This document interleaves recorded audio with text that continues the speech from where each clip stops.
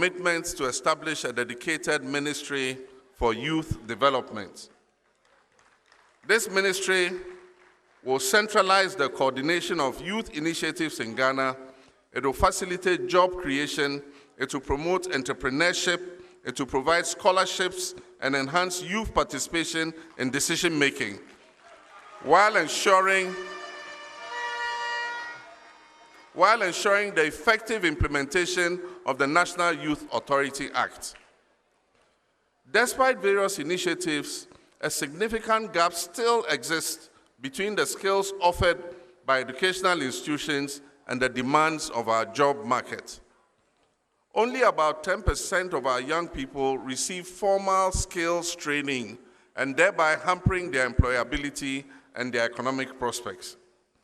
This current situation is detrimental to innovation and economic growth, and particularly affecting artisans and craftsmen who need access to modern tools and training.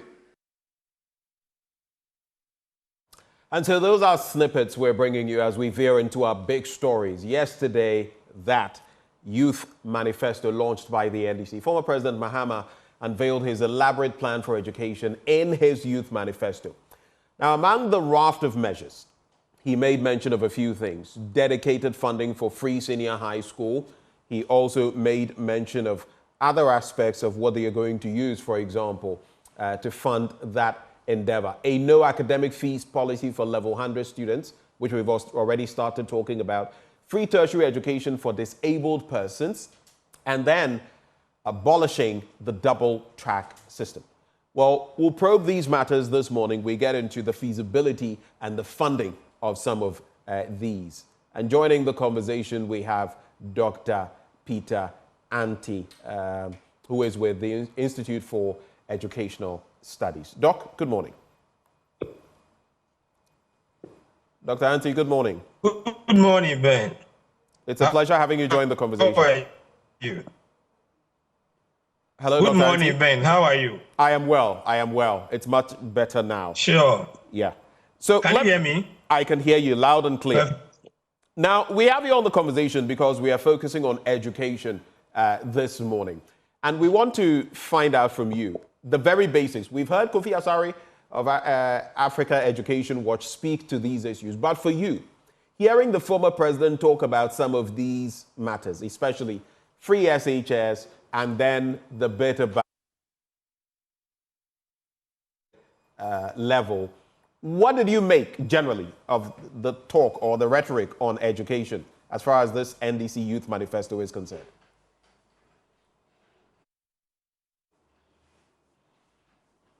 Dr. Anti, can you hear me?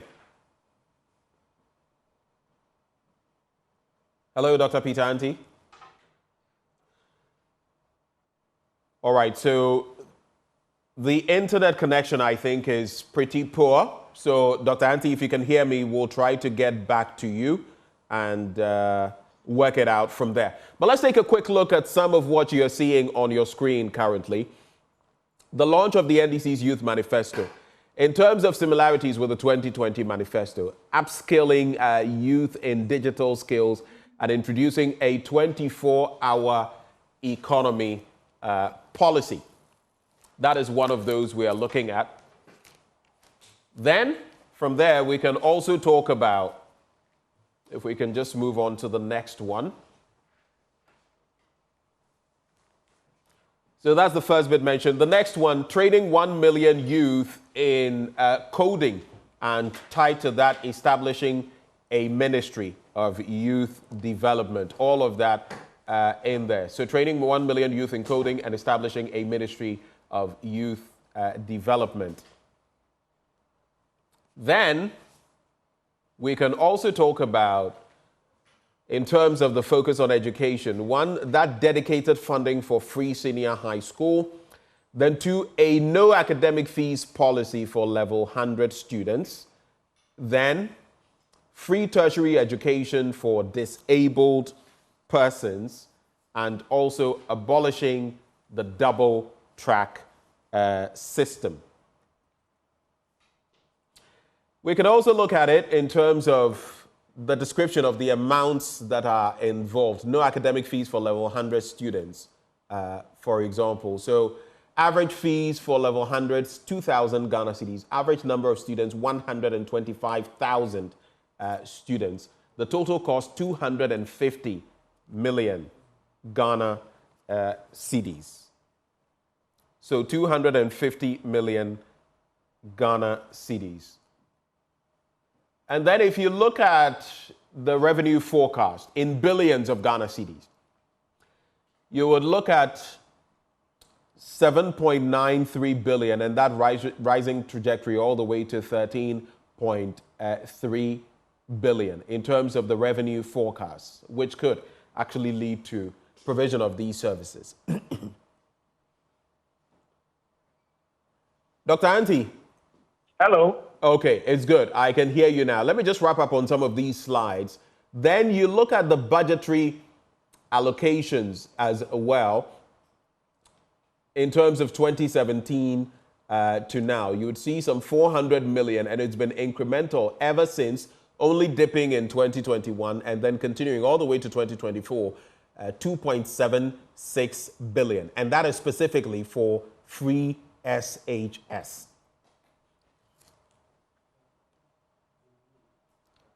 Okay, let me bring in Dr. Peter Anti now. Doc, so I posed the question to you earlier. If you got the question, I would just like to get your basic understanding of education a la the Youth Manifesto as presented by the NDC yesterday. Great, thank you. So as I was saying, this is an indication that the NDC wants to put the youth at the forefront, and they want to take care of the needs of the young people in the country. It's also an indication that the NDC believes that the biggest thing that you can do for the young people in this country is to fund them education. And for me, that is a very important point that we need to make, because most reports since 2020 in Africa, sub-Saharan Africa, have indicated that there's a seeming number of young people who are either not well educated or unemployed, and the government in these countries need to pay particular attention to the number of young people who are gradually being prepared to fit into the system. So listening to them and reading the documents that were presented gives me an indication that the NDC seems to be in a position or position themselves to help build up the capacity of the young people in the country so that they will be able to contribute their quota to the economic development of the country. Now, if you look at some of the proposals as far as free SHS is concerned, they have already said that they will review free SHS, for example. Then you come into the bit about tertiary education at the level 100 level and the costs they will take. What are your reflections on them? I think taking free SHS, I think it's a welcoming news. You're already aware of our position with how free SHS have been implemented, and the fact that we are not getting the best out of it, and the challenges that have come with it. I think that the NDC sitting outside government for 8 years might have studied the challenges of the free senior high school and are coming out with proposals that would make it better. My little challenge with their position on the addition of the private schools is that they need to come out clearly so that we know the modalities that is going to go into it. I know that the private schools have been talking about this for a long time. And so if they would want to include the private schools in the free senior high school, I think that we will need to understand the modalities and how that is going to be carried out. Whether it's going to be paying a certain amount of money to the private school owners so that the parents will top up. And if you do that, what happens to those in the public school who are completely being absorbed? So I think that we need more clarity on how they would want to involve the private schools.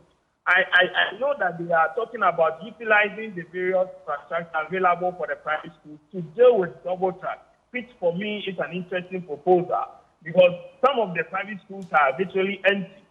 So if we are proposing to remove those tracks, what they need to do is provide infrastructure. And I think the alternative that they are looking at is to speak to these owners of private schools who have schools that are virtually empty, go into some sort of arrangement with them, and then they can proceed to and get some of the students in there. We also want to know the modalities, how this is going to be carried out, and what it is for the private school owners. So we would need more clarity on some of the things that have been said. But my biggest disappointment is the payment of fees for all the 100 students. I've been hearing other versions where I'm told that they really meant that we are going to work this through the student loan system. But and you would agree with me that one of the biggest criticisms of the free senior high school policy from our side, from the NDC, from civil society organizations, have been the financing model that was adopted, which technically is a wholesale financing model. You are paying for everybody. Every stakeholder that has spoken against the free senior high school or submit suggestions for the free senior high school have said that we could have a certain kind of targeting that would ensure that those who really need help would be those who will support. And this is a position that has been pushed even by the NDC. So then yesterday, coming back to tell us that they are going to pay all of 100 students their admission fees, or what they call academic visa fees. Ideally, when you are going to the 100, there are, I think, 2 or 3 kinds of fees that you pay. You pay admission fees, and then you pay your hall or hostel fees, and then sometimes maybe 1 or 2 dues that you pay here and there. So basically, what they are talking about is admission fees. Is not academic visa fees. It's admission fees. Now, why would you want you say it's not academic user fees, it's what? Hello? You were saying they are not academic user fees, they are what? The last point you made. I'm saying that when you get admission into the university, there are basically 2 fees that you pay. Admission fees and then residential fees. So the academic user fee that we are talking about, that is why people are saying that there's nothing for academic user fee. Academic user fee they are talking about encompasses the admission fee that the student pays, which is somewhere around 2,000, depending on the program that you are offering.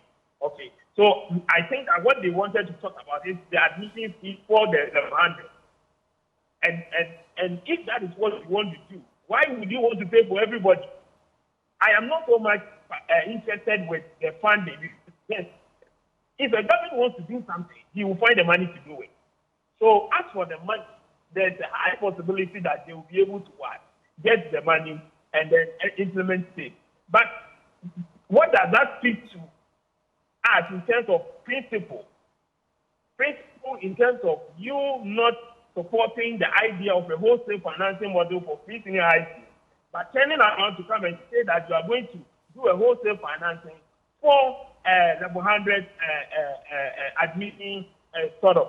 Again, in principle, you are saying that you are bringing in private schools for free senior high school, but you are excluding private tertiary institutions for your level 100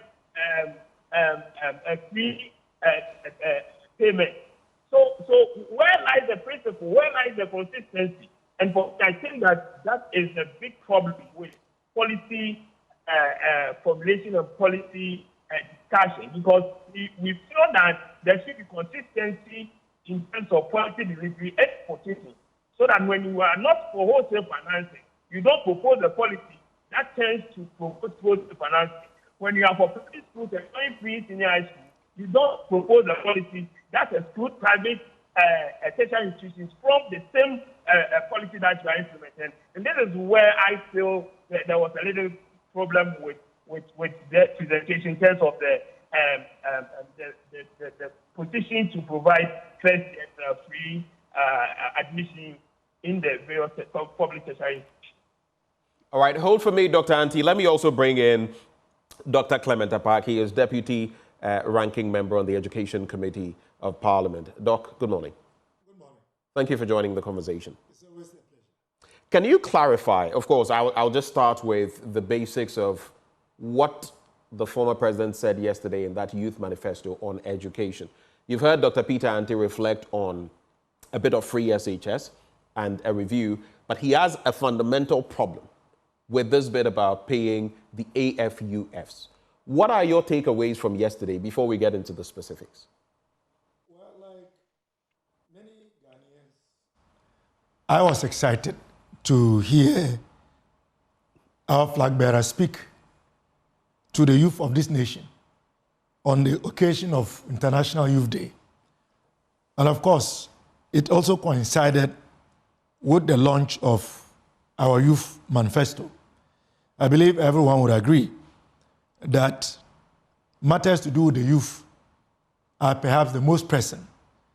I reckon that a couple of weeks ago, there was a report that indicated that we had about 2 million young people who were neither in school and or engaged in the form of employment. So we have made it a key plank of our campaign to focus heavily on what we can do to give the teeming youth opportunities. Now, in terms of the takeaways, as you rightly indicated, in the area of education, we have indicated the introduction of the National Apprenticeship Program, which is also equally important, because we ought not to forget that it is not every young person who is currently pursuing formal education in the way that you and I understand. Of course, he also spoke about improving the free senior high school program by ensuring that we get dedicated and sustainable sources of funding for the program. And we would want to abolish the dreaded double track system and to ensure that students are all in school at the same time and they come home at the same time. The issue of including private schools in the delivery of the program is one that is not new. But those who are minded to have looked at our 2020 manifesto, it is something that we said and something that we intend to implement. Matters to do with food and feeding of students. You and I have talked about that severally. Parents have talked about it. It continues to be a challenge. And so the proposal to decentralize the procurement of food and to empower the heads or managers of our secondary schools to be able to identify and procure their own food is something that we are certainly going to implement.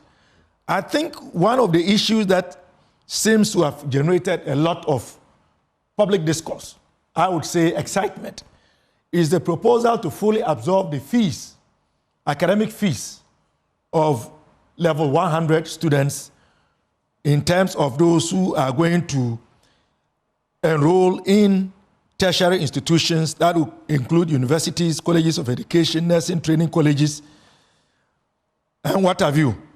And I think that is a proposal that has been thought through. We say so because the challenge has tended to be within the context of the first year of university education. That is where a lot of stress, a lot of pressure, and indeed, it is also the stage where some students, although may qualify to take their places in tertiary institutions, because of the inability to finance their education, at least for the first year, many of them do not take their places in tertiary institutions. And so that is why the proposal has been made that we would take up the tuition of those who would enter first year if we are given the mandate, effective January 2025. And by our calculation and estimates, if you look at the average of about 2,000 Ghana cedis in terms of the fee that first year students would pay, and you consider the figures that at least Africa Education Watch has put out, suggesting that some 225,000 thereabout students entered first year in 2023, 2024, and you do the figures, if we were to use that as a basis, it will mean that government will have to spend less than 250 million Ghana cedis to sponsor, or if you like, finance level 100 students for the first year. And I think that we are capable of mobilizing the resources to do that. How are you going to mobilize those resources? Well, first of all, if we were to look at the current trajectory, where the Office of Government Machinery in the past 3 to 4 years has not received less than 1 billion Ghana cedis.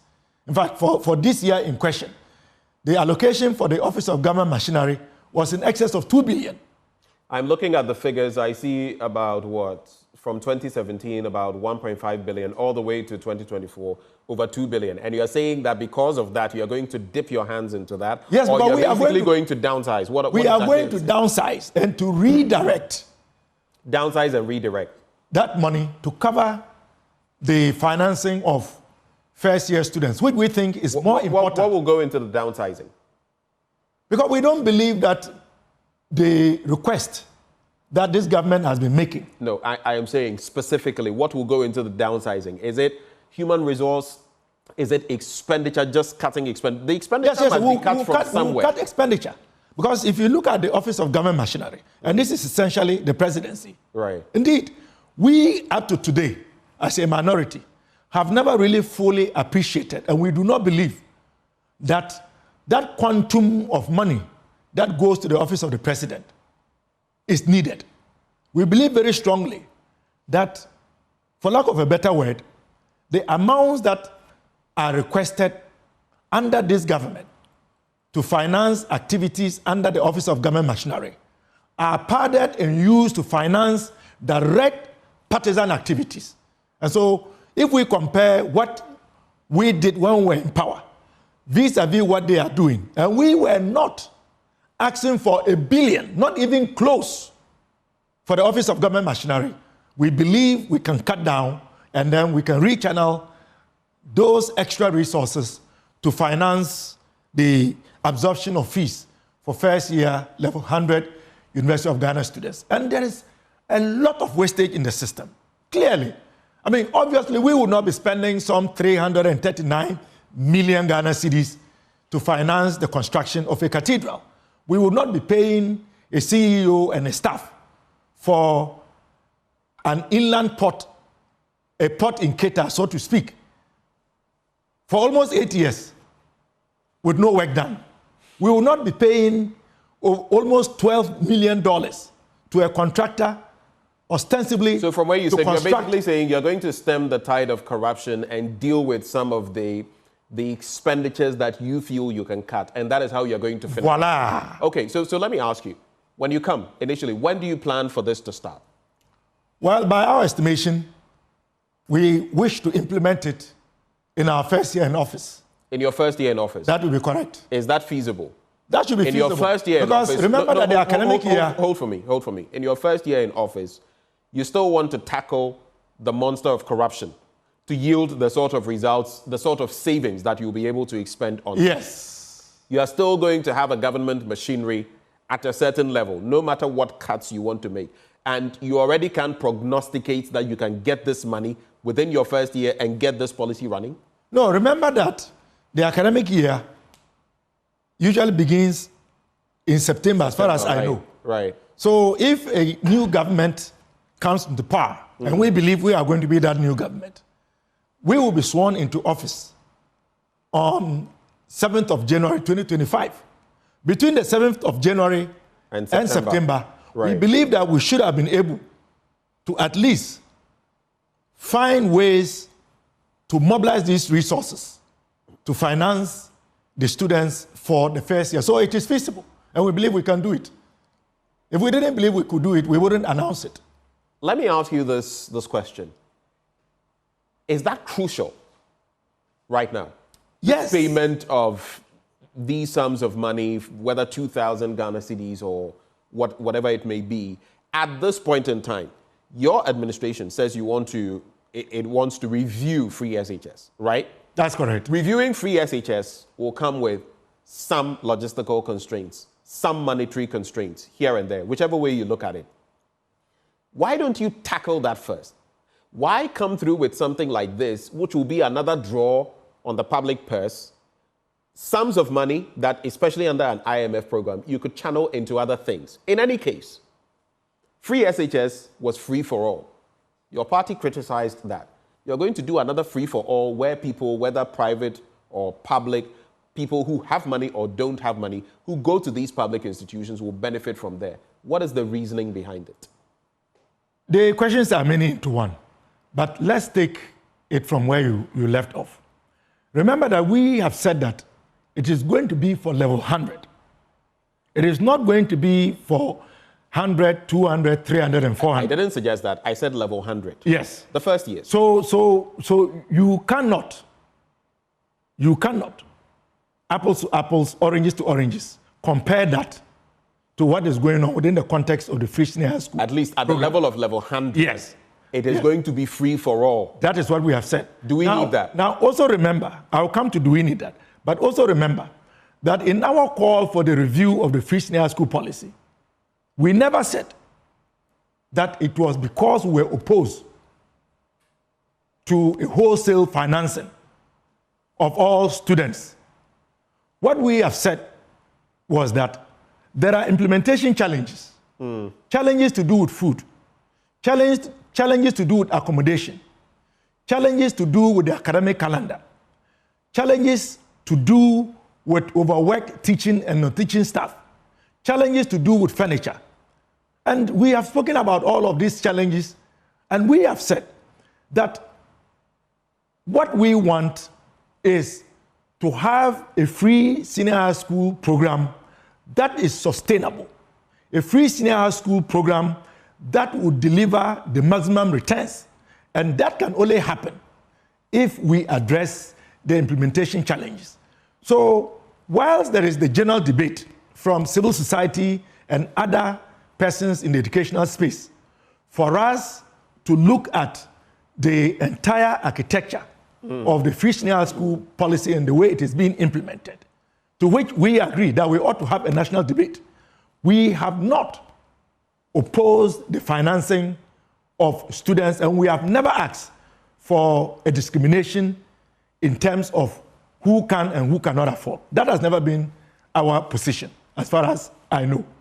Now, when you ask the question about... I do think I've heard some of your party members suggest that, especially on the back of the IMF, if you watch the documentation on the back of our IMF support program, they made mention of the fact that free SHS, in its current form, under this implementation, free for all, is not the best policy dynamic. And some that is what the IMF said. Have gone down that road. So our flag bearer has not said I'm wondering now. No, some may say, points that have been but I would only speak to what the flag bearer has said. He is the leader of the party. Right. He is our flag bearer.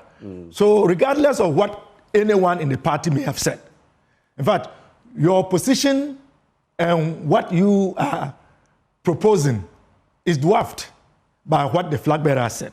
He is our flag bearer. He has made these pronouncements. And I want to say that what he has said is what is now the official position of the NDC. Let me put this to you. This policy now, is it not just a gimmick to win votes? Oh, that would, if you look at our economic situation and coming through with this proposal at this time, that would not just something to secure votes. That wouldn't be fair.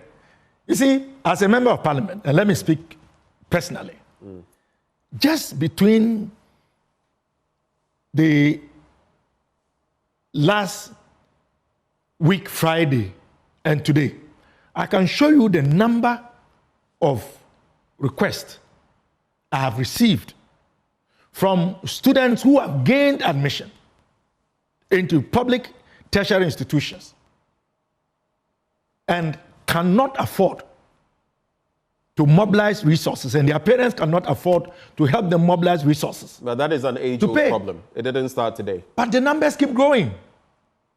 And that is why this is relevant, because the first year is always the most challenging. And let's be honest, the Student Loan Trust, if it was functioning the way it ought to be, if not for the fact that this government has capped Get Fund, and because of that capping, Get Fund is unable to mobilize enough resources and to provide enough resources to the Student Loan Trust to meet its obligations, most of these challenges wouldn't exist. But guess what? GET Fund has been collateralized, GET Fund has been capped. The source of funding for the Student Loan Trust for onward disbursement of loans to the students is GET Fund. And so there is a challenge. And for first years, it is even much more challenging because they don't really know the system. They don't know how to go about even applying for these loans. And even the requirements make it cumbersome. So by taking this burden of absorbing the fees of first year tertiary level students at level 100, at least we are reducing the stress and the pressure with the hope that when we retool and resituate GET Fund by decapping it and ensuring that the collateralization is reversed, GET Fund should then be able to provide the Student Loan Trust with sufficient funding so that the students going forward would then be able to apply and get the needed support through the Student Loan Trust to continue. So our focus on the first year is very important because many students who otherwise should have taken up their places in tertiary institutions are not able to because of this singular barrier. Okay, so I have this question coming through.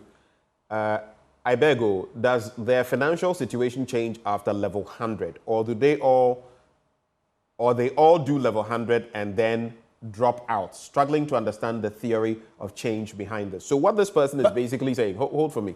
What this person is basically saying is, you want to help them in level 100 because you feel it is the most difficult period. That is correct. After that, does their financial situation magically change? What then prevents them from dropping out after level 100? Well, what prevents them from dropping out is because we are going to decap GET Fund. We would work to resolve the collateralization of GET Fund. When GET Fund gets the maximum revenue that it ought to get, GET Fund will be able to make bigger allocations to the Student Loan Trust. The Student Loan Trust will be able to cover more and, if possible, all students, and will be able to give them amounts that are commensurate with the current economic situations. And so on that basis, they should be able to go through. So that is the thinking. And so you think that should suffice to keep them in school? I believe so. Level? I believe so. Because if the Student Loan Trust were to be efficient and the amounts allocated were sufficient and fit for purpose, there shouldn't be a reason why students should not be able to finance their education by taking the loan. When I was in school, I took a student loan, and I was able to pursue my education by taking a student loan. Let me ask you, so this support that you're going to give the level 100 students, what goes into it? You've touched on it, but so admissions, or that is not part of it? Residential, are you going to pay for their accommodation? Is it going to be tuition? Just explain further for me. I just want further clarity on that point. Well, what we know is that this is going to cover admission and tuition. When you say admission, so the process of application? No, when you are admitted. Or once they get admitted? Once you get admitted, you pay tuition, right? Tuition. No, so admission is out because I don't think there's a charge for admission. Exactly. So yes. Tuition. It's going to be tuition. The tuition fees are what you are taking care of? That is correct. Not accommodation in any. No, residential and all of that is not included. If you are supporting them in this way, in terms of tuition, what makes you think that you can help them with tuition, but they will be able to pay for accommodation? Well, because from the request that we get, and from what I know, those arrangements are usually something that parents will do their best to mobilize. And indeed, usually parents are able to mobilize some, but not all. So if we can meet them halfway, so to speak, then it makes it easier for them to progress. You say this has been clearly thought through and that it's going to be properly executed, but as my good old professor who would usually listen to such conversations and send me some insight, and he's a former vice chancellor, by the way, but I never mention his name. He says, when the universities announced the AFUF, which you are fully aware of, in 1998, 1999, the then Rawlings government said they would pay for the students. The vice chancellors, while agreeing, however, said that the students should pay and that the refund be given them when government brought the money. Do you see what they were proposing? Let the students pay. When you then pay, we'll refund the money to the students. After 2 years of the arrangement, government stopped paying. You see, we've gone down part of this road before. 1998, 1999. Why do we want to do this again? Well, we've indicated to you that data shows that there are several millions of students who are neither in school and are not engaged in any way, shape, or form. We also know, as we have justified and narrated, that the difficulty usually is within the ability of the student to gain admission and to take up that opportunity in the first year. I've also narrated to you how we are going to mobilize the resources. And I've told you how we are going to revamp and retool the Student Loan Trust and what we are going to do to ensure that GetFund is able to provide sufficient resources for the Student Loan Trust to take over after the first year. And so, yes, we may have gone through a somewhat similar situation that may not have worked out. But you see, we are not a very similar situation. We are did not work out. We are not a group that is averse to reviews. So we are not saying that when we started, perhaps there wouldn't be one or two issues. So you expect that as you started, there could be challenges? It can be subjected to review. And if we start the implementation and issues come up, we are willing to conduct an assessment and a review and to see how we can resituate it, so to speak, going forward. So I agree with Prof. that yes, we can learn from the past. But past failures should not prevent us from making the effort to address much more contemporary and pressing challenges. And we believe very strongly that the challenges to do with our young people today are much more severe than the time that Prof is referring to. All right. Before I go back to Dr. Anti, because he had initially said that his biggest disappointment... He is speaking about principle. Hold for me. His biggest disappointment was this bit about the payment of fees for level 100 students. But 2 quick questions. What do you think the impact of this will be? You've seen free SHS executed with all its problems, but also what it has achieved. What do you think the impact of this policy will be if your administration gets the nod of the Ghanaian voter and you start implementing? How do you think it will impact the ordinary Ghanaian? And 2, I'm sure you are fully aware, Ghanaians, especially after these last 8 years, are very averse to experimentation. We don't want matrai makwe, trial and error. That is basically what you're saying. You're going to try. If it works, it works. If it doesn't, you go in for some sort of review. Ghanaians don't have the patience for that now. Are you aware of that? Your last point, I disagree with. We are going to implement what do a you policy. Disagree with? And anyone who knows about policy and policy implementation would agree that once you start the implementation of a policy, it is expected that the policy will be reviewed from time to time. That is a given. So just because we are being honest to indicate that if we implement policies, we are prepared and willing to subject those policies to reviews, does not mean or presuppose that we are anticipating that the policy will not function the way and manner in which we intend it to. So it is important that we clarify that. But I agree with you on the bigger scale that Ghanaians indeed have become averse to matrai makwe we believe that we are suffering the consequences of that. And so, yes, in principle, yes, this is not the time to engage in frivolous experiments. But I don't think that what we are proposing is frivolous. I think it is a well-reasoned approach to address a barrier that stands between the transition from secondary to tertiary.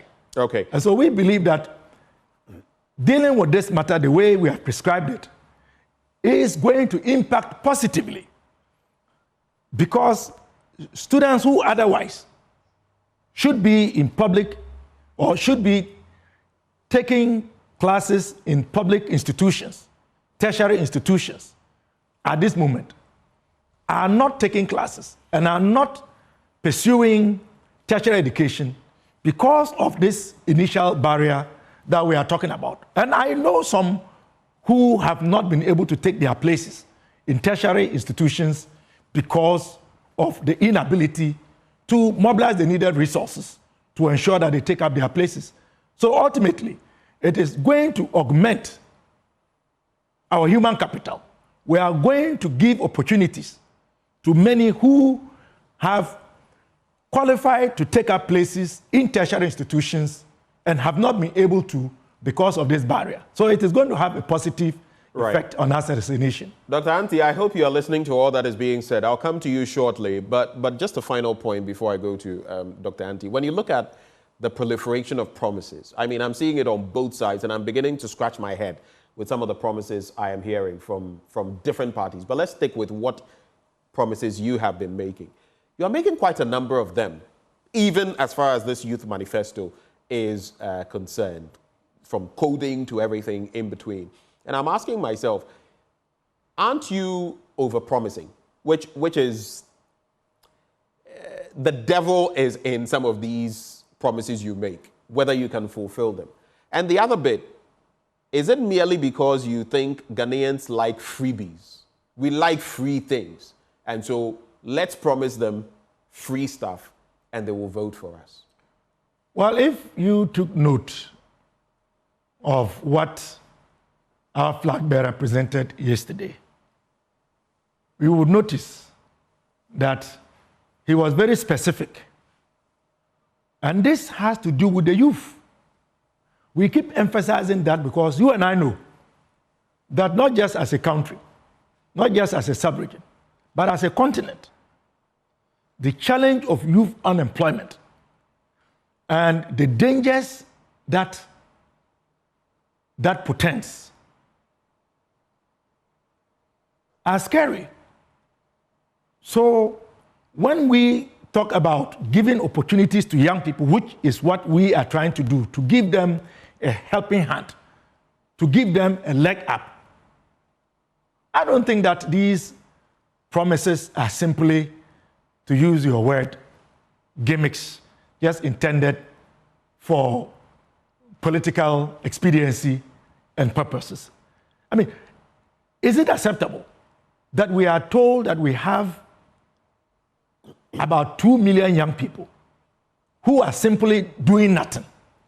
Doesn't that scare you? They are doing nothing. You're talking of the NEETs. They are doing nothing. Not in education, employment, training. Is that not scary? Right, I see. That is very worrisome. I have an interesting thought for you. So as you say all of this, would you then say that if we had enough resources as a country, maybe we shouldn't just be doing level 100? And I'm asking you this intentionally. Then we should extend it to the rest of the ladders of tertiary education if the possibilities were there. Is that what you're saying? Yes, if I had a choice, if we had enough resources, I would have made that proposal. That education from kindergarten to university should be fully funded by the state. I see. Indeed, our constitution does make. I knew you would go back to that. I mean, because that is so. I just saw you going there, and you did. Let me bring in Dr. Peter. No, but I was going to touch on the apprenticeship program, because when we are speaking about the youth, we shouldn't confine ourselves to only those who are in. Okay, so hold on to your thoughts. Okay, so let's let apprenticeship. Let me bring in Dr. Anti. Dr. Anti, having listened to Dr. Clement Apak I wanted him to break down how they were going to fund this and everything, and we've unpacked a lot of it. Are you convinced that this can be done? And if it can, what are some of the bottlenecks you foresee as far as its implementation? Okay, thank you. Initially, as I indicated, when you talk about whether it can be done or not, it just depends on the will of the person in power, I mean the government. So wherever they will be able to get resources to fund it, they can't do it. That is not a problem. And that's why when I was doing the analysis, I didn't touch on the funding, because the moment you bring in the funding, all other areas that are posing a certain level of challenge will be brought up, corruption, and some will talk about the cathedral and other things, and they will tell you that they will be able to fund it. So you look at what is the intention of doing this. The intention of doing this, as Doc clearly said, was that people are not able to fund their first-year education. And mostly, you look on social media, you see people sourcing for funds. You'll be there, and then all of us, including myself, you get requests about people who have gotten admission and they cannot access because they don't have money. So that is the basic problem. Doc understands that in terms of policy formulation, you look for alternatives. So what are the alternatives available? One of them is what they are talking about. Another is that you said the academic year starts in September. So from January, probably February to September, that government that is in power will be able to uncap debt fund and would also be able to mobilize these resources, amount of money that we are talking about, to fund the 3-level 100 policy. Would that be enough time? Would that be enough time to attain that feat, at least, like he said? So if his administration comes to power in December, they take over from January. Between then and September, when a new academic year starts, would that be enough time to mop up these resources? Yes, because he said that they will be able to do that within the first year. So if I'm going by his analysis, it means that amount of money we are talking about, which is almost like 50% of the free senior high school money that we are using, can be raised within that 6-7 months. Why don't you push that money to the student loan chart so that students who get admission can really quickly apply, like we know in all other places, where students gain admission, they present their admission letters, and they are given funds to continue to pay for their admission fee and then accommodation. That is a more best alternative and utilization of the scarce resource that they are coming to meet with the IMF in place and everything. You need to look at an alternative that is feasible, that is efficient, and that would not put pressure on the country's coffers as at that time. And we know that not everybody would say that we will not be able to pay. And that is the principle that we have preached with this free SHS policy all this while. Now, he said that in the first year, they are paying for the first year. But that's what we did with the free senior high school. In 2017 September, we paid for the first year. And we said that the mode of funding was not efficient, was not appropriate, and should not be continued, because in doing that, you are pushing funds to areas where technically they will not be needed, but because you are offering it for free, everybody would want to come and take. And most stakeholders, Otufo, the former finance minister, and all other stakeholders have mentioned about the mode of funding. So, and I'm surprised that my senior brother is saying that they have not stated this. I think that the records are there. Of course, I've not heard the fact that I talk about that. But most of them, including he himself, when we have had engagements on radio, have agreed with my position and the position of most civil society organizations that you do not go by wholesale funding in terms of providing education for the people. So you feel that aspect is a mistake, a repetition of a mistake from free SHS, and rather we should have that money pushed to the student loan trust so that those who need it can get it. Exactly. And this is what we have talked about, especially when you are anticipating that you're going to have a very empty coffers in terms of the national case. If you are not sure, and I've heard the father talk about that, he doesn't know the extent to which the country has been, the country's funds have been depleted. And when they come, they will open the books and let all Ghanaians know. You are not sure. At the same time, you are promising to fund the first year fees of all students. Okay, so you pay the admission fee. What happens to the residential? Because normally, they don't also get accommodation. So you look, and then as the other people are saying, what happens to their second year? What happens to their third year? What happens to their fourth year? This is not an alternative that you want to go. This is not a place that you want to, a path that you want to pursue. You would want to pursue a path that is sustainable, that is efficient, and that will yield the same result and release funds for other aspects of education to be addressed. And I think that Doc would agree with me, just that, it's an election year, so. I'll come to you on further points, but basically then what you are saying is that it could be executed just as free SHS was said and executed, but it is unsustainable. Is that what you're saying? Exactly. You cannot continue to pay for the first year fee of every student who is entering the institution. You can't continue to do that. And that is why we are suggesting that the more potent way to do this is to restructure within the first 7 months. If you're able to raise this amount of money that you would want to pay for everybody, why don't you put that money to the student loan charge? And then those who really need it, who apply, as soon as they get admission, they get the funding released to them, they pay. And it says the same support, nobody gets left behind. Those who can really go and pay the admission fees will pay. Those who can't pay, source funding from the money that you are going to pay for everybody. If you're doing that, you will get less than 40% of people accessing that fund. 40% of the money will be used. 60% is left. You can use it for other places.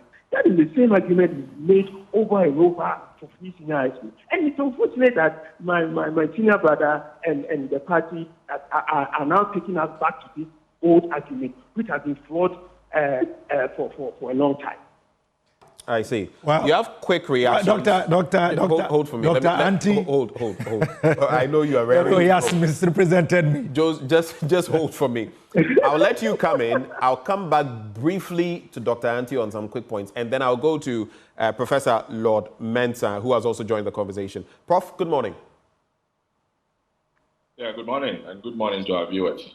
It's a pleasure having you join the conversation. Respectfully, just hold for me briefly. There's just a wrap-up I want to do on this, and I'll be right back to you. Dr. Apak. Well, I understand that civil society, has been making some pronouncements and has taken some positions, important positions, I would say. But personally, I have never been one of those who has questioned the wholesale implementation of the free senior high school policy. So I just wanted my younger brother and good friend, Dr. Anti, to note that. Okay, that is. And I have said, Let's move that I speak to what the flag bearer has said. Right. So even if others have said, the flag bearer didn't say that. And once he's the one who has brought forth this policy, I agree with him. And I think it is in the right direction. So I just wanted to correct that. This is not to say that alternative ideas about the way forward and all of that are not necessary or that they are not important. But that is not a position that I have taken in the past. Okay, just clarity on this. There are other matters that, I just want you to tease quick thoughts on. He also spoke about dedicated funding for free SHS. He spoke about free education being extended not just to the public, but private senior high institutions as well. And then as for abolishing the double track system, that has been spoken of in the past. And then this bit about free tertiary education for disabled persons. You remember I was telling you that there seems to be this proliferation of promises. Yes. All these things you are saying, how are you going to execute them in 1 minute? How feasible are they? Well, the free tertiary education for persons with disabilities, it's not new. But we proposed it in our 2020 manifesto. Right. The only reason why it is not happening is because we are not in power. We're not given the mandate. Right. So that is not new. Okay, so that is taken care of. Including the private schools in the delivery of the free senior high school program. It's not also new. In fact, but we're already struggling with the public, and now you want to add private? Well, the private schools have always been collaborating partners to government in education service delivery. And in fact, in the engagements with the owners of the private schools, from what I know, they proposed that rather than having their buildings and schools that were doing well before the introduction of the free senior school policy, which then led to their exclusion, they are willing to take students at the same rate at which government is funding students to pursue their secondary education in the public secondary schools. So we see it as a win-win situation. That will not only just help reduce the numbers and overcrowding, even as we work to augment existing institutions with additional infrastructure and to build new ones. So that point is made. It will also bring an end to the double track in a much faster way than so by extending it to the private, exactly. you also abolish the double track. Yes, because if they are taking some of the students, right, then definitely the numbers of students who would go to the public secondary schools will reduce.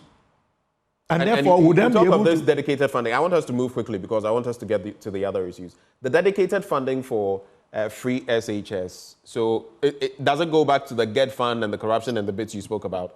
Is that how you're going to raise the money for? Yes, but remember too that we have said that in our first 100 days in office, there's going to be a national stakeholders forum that will bring all stakeholders to have a dialogue on the free senior school policy and its implementation.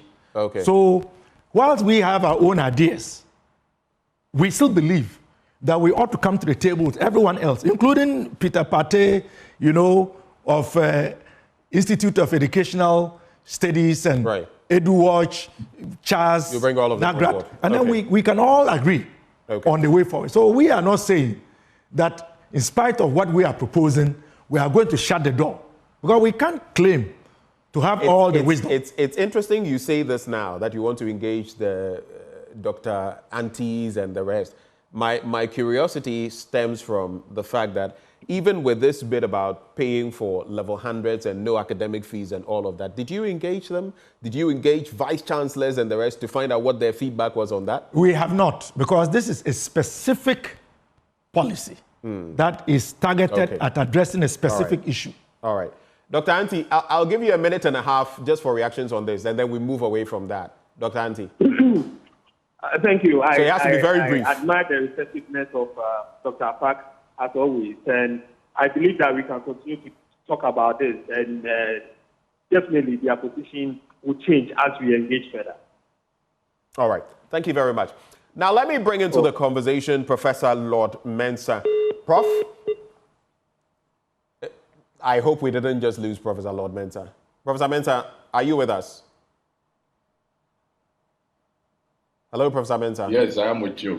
All right. Thank Hello, God can you you're hear still. Me, please? I'm with you. Yes, I can hear you. I don't know whether you have a quick take on the academic or educational issues we've dealt with. If not, then we go right into the 24-hour economy and the proposals per the former president, even as he spoke about this youth manifesto as well. If you have any thoughts on education, we can get into that. If not, then we go straight to the 24-hour economy.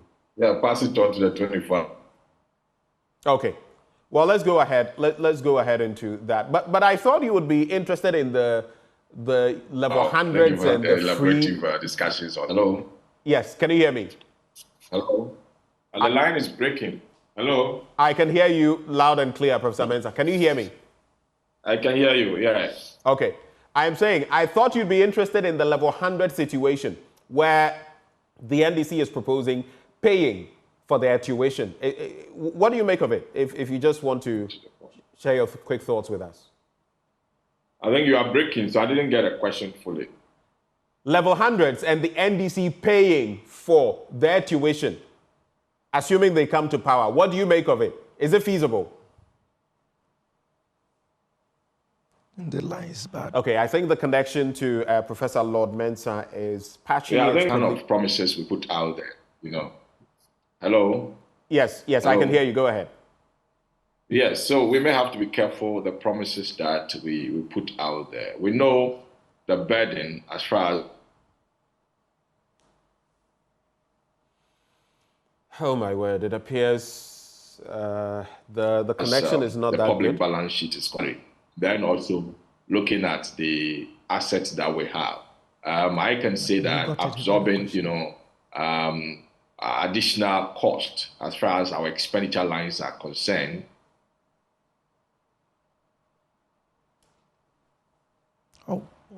Okay, Prof, if you can hear me, we'll try to get you back on the phone so you can express your thoughts. You can flow without any interruptions. It appears the connection is not helping us.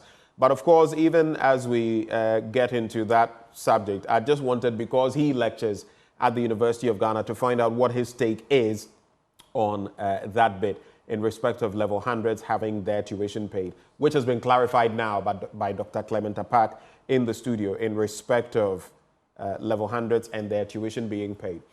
But then again, there was talk about the 24-hour economic policy to be implemented in 2025 should the NDC win, and its creation of an enabling environment for young people to thrive. Professor Lord Mensah, can you hear me? Yeah, I can hear you loud and clear now. Okay, I'm so on my phone, so I think it's clear. Great. That's good. We missed the points you were making. Please just go back to the level 100 situation. Address it quickly for us. Yeah, so I don't know whether a lot of calculations have gone into it, and then how much it will cost the nation to do that. From where I sit, I think at this time they are projecting 250 million Ghana cedis, thereabouts. Less than that. That's quite substantial. We can look at extending that kind of money into providing infrastructure at the SHS level. The SHS level, because of the free SHS, we've gotten a lot of student numbers at that level. So from where I sit, I think we can channel the funds into building up more infrastructure at the existing secondary school. So for instance, my daughter is a holy child.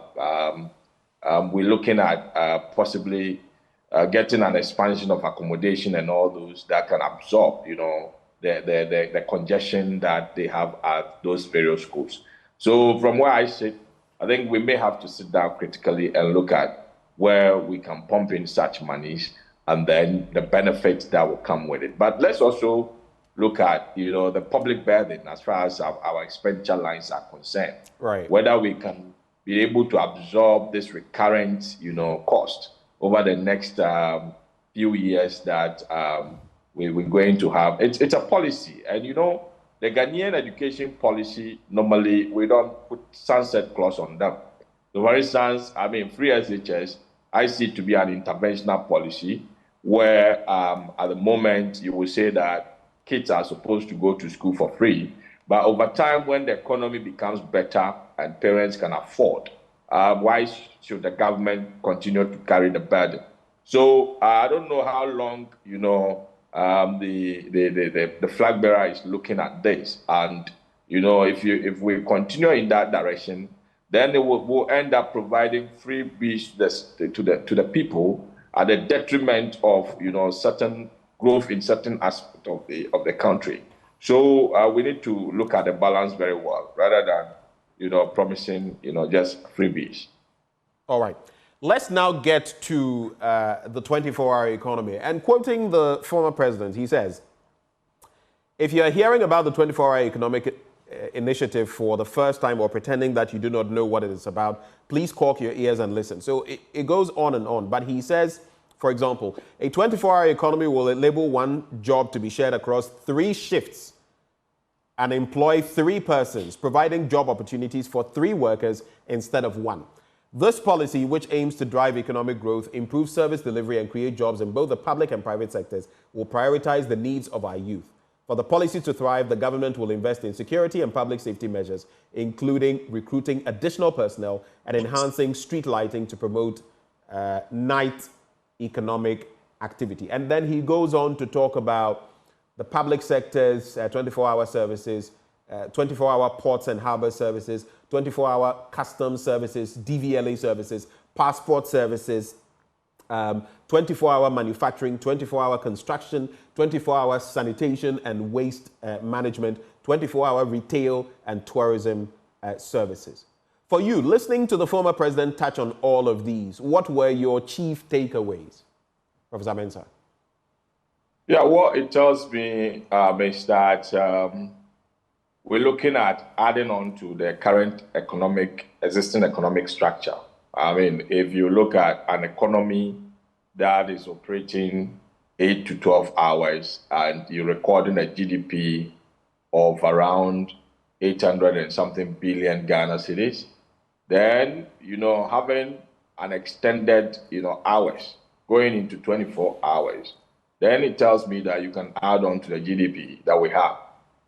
The economic output is going to increase because if you look at the night, you may not get all sectors of the economy running 24 hours. But even if we roll out that and then we look at adding a quarter of the current economic output, it should go a long way to increase the growth in our economy. And then also looking at the employment aspect, clearly we are struggling, and the youth these days, the target that they're looking out for is employment. Nothing short of that. And from where I sit, if you are going to have existing structures that can operate, 24 hours and then add on, more jobs, obviously that would be something that I will go all out for. And then also we should be able to appreciate, the current economic situation we find ourselves in. Ghana, we've been borrowing over the past years. And this, borrowed funds has gone into infrastructure development and other things. We cannot continue to operate these infrastructures, that we borrowed for instance, Rich Hospital. We cannot continue to operate it for only 8 to 12 hours. Right. We may be underutilizing the facility. And so if we have borrowed for some time and then we've used those monies for infrastructural development, why don't we, change our policy orientation so that we can, optimally utilize these facilities to create jobs and then also, to improve on economic output of the country. So from where I sit, my initial impression when you talk about 24-hour economy, I would say that, yes, it's indeed it's a policy that I will support, 24 hours, in a day, because it is a policy that I know it will add on to our economy. But then also, we need to appreciate that it's not an economy that I'm expecting, it's not, a policy that I'm expecting the government to own all by itself. Right. It should be a policy that will go hand in hand with the private sector. But then, before the private sector comes in, you may have to look at the macroeconomic environment. How is the interest rate, lending rate will be faring on the market. And then also, the ease of doing business, getting business registered and all those. Because if, the government is providing the enabling environment for the private sector, to thrive, we know the private sector employs largest chunk of our workforce. So it shouldn't be a policy that will be owned by government like that. Some experience we've had over the past years where government rolls out policy and it gets confused. It doesn't even know whether the policy is owned by government or they're robbing in the private man. And if the private man is coming in, what's the stake of the private man in the business and what's the stake of the government in the business? So these are things we may have to look at. But for me, where I sit, I think, it's a policy that will help the economy. All right. Hold for me, Prof. I'll come back to you about a few more points. But when I come back to you, I want you to tell me whether the plan, this 24-hour economy, you say you're in support of it, but is it fairly feasible, very feasible? What will it take to make the execution watertight? I'll come back to you on that. But Dr. Apak, I know you have to move on. Final thoughts from you on the 24-hour economy? Just about a minute, if you Well, can manage. I agree with Prof. And I think that many Ghanaians, including recognized institutions like the TUC, NUCS, GRASAC, and indeed the chiefs of my constituency, Bulsa South, when His Excellency engaged them as part of his campaign tour of Bulsa South, they pledged support and indeed accepted that the 24-hour economy was something that, if implemented, and we believe it will be done, will change the dynamics of this country's fortunes. So, I mean, the 24-hour economy, as we say, is the game changer. And we expect to execute it to the satisfaction of Ghanaians. Dr. Clement Park, we are grateful for your time, for joining the conversation this morning. He, of course, is the Deputy Ranking Member on the Education Committee of Parliament. We also had Dr. Peter Anti, who is with the Institute for Education Studies. But we focus now the rest of the conversation on Professor Lord Mensah. So coming back to you, Prof, is it mildly feasible? Is it very feasible? And what would it take to execute this to the letter?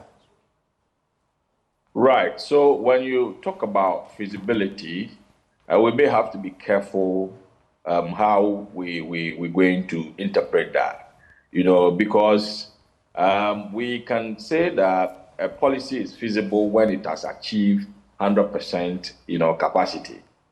But then let's look at it this way. There are some key infrastructure, existing infrastructures that we are underutilizing. If government is able to, identify all these structures, and then quickly we turn out to say that we're going to increase, the employment in these structures, and as a result of that, we want them to operate 24 hours. That is an initial point. So you can say So on paper, it is feasible. Yeah. Yes. Okay. Yes, it is. It is feasible. It is feasible. We already have the structures. Some of them are being, when you talk about Temahabo, for instance, they are operating, but then, they by 6 o'clock, they've closed. And you ask yourself, if you have, a vessel coming to dock after 6 o'clock, it means it has to wait for the next day before, they start operating on it.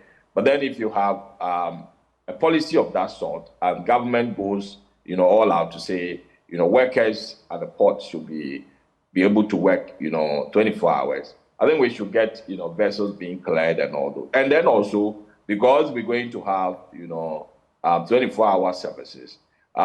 Most of the activities that we're supposed to rush out to do them in the day, which normally causes congestions and, traffic, on our roads, possibly may be extended in the night. And one way or the other, in itself, that easing of economic activities during the day, and some of them being moved to the night, one way or the other is more or less, a benefit to the country. And so, from where I sit, it is feasible on paper, depending on how you are going to measure your feasibility. Because if you are saying that you should achieve 100%, target, I don't think we'll say it is feasible for now.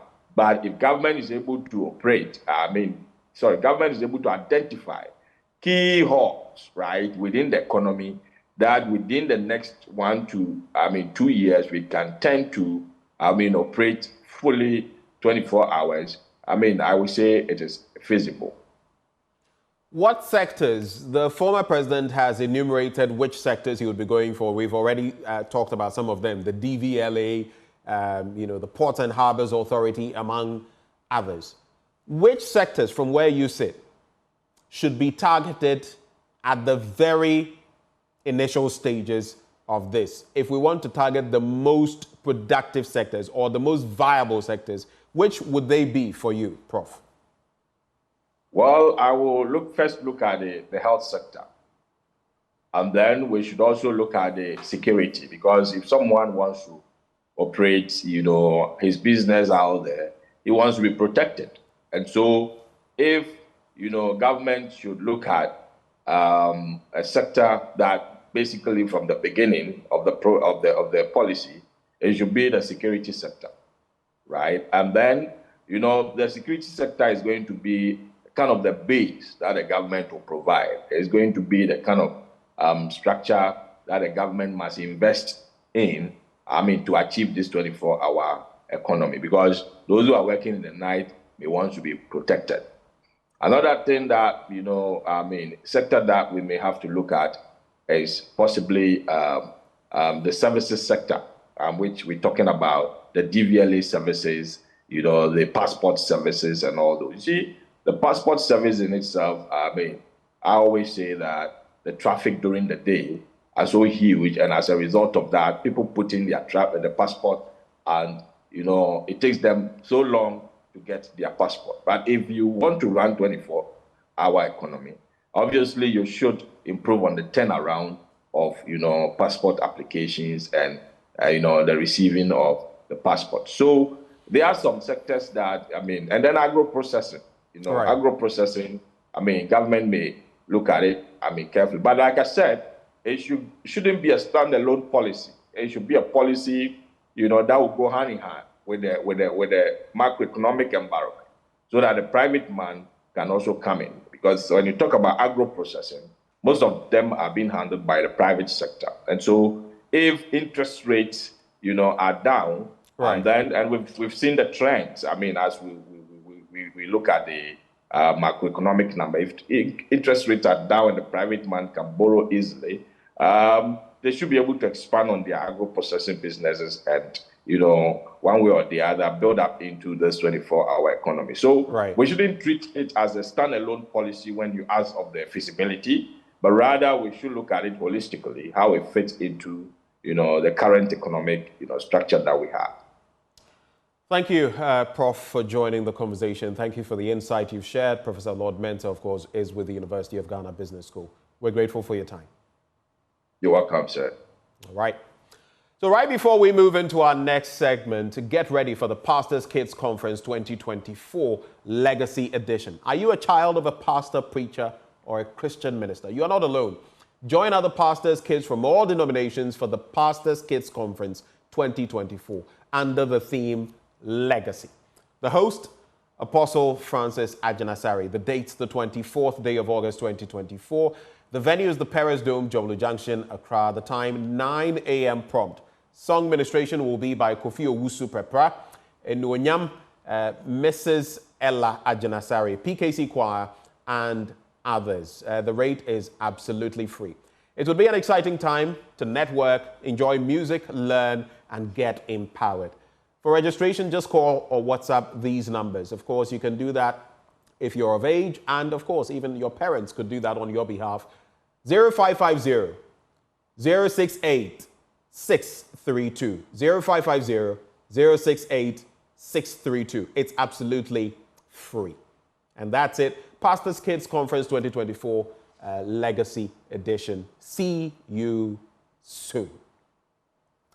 But let's also talk briefly about energy. The Energy Commission and the Ministry of Energy present the 5th edition of the Energy Commission's Senior High Schools Renewable Energy Challenge. This challenge aims at developing the research skills of senior high school students and promoting technological innovation in renewable energy. The competing schools for the northern sector are Ola Girls SHS, St. James Seminary SHS, Nkranza Technical Institute YSHS, Indewura Japa SHS, Dabokpa Technical Institute, Notre Dame Seminary SHS, and Wale Wale SHTS. From the southern sector or the southern zone, we have Ahantaman Girls SHS, Infantipim School, Wesley Grammar SHS, St. Rose's SHS, Bando SHS, Rara SHS, Obuasi SHTS, and Wale Wale SHTS. Join us for the Northern Zonal Challenge on Saturday, the 10th of August 2024 at 12 p.m. live. That, of course, having taken place at the Engineering Auditorium at KNUST Kumasi, and, of course, the Southern Zone as well. This event is proudly supported by GIZ, Ashesi University, and VRA, the media partner, Joy News. Stay with us. We'll be back with a bit more right after the break.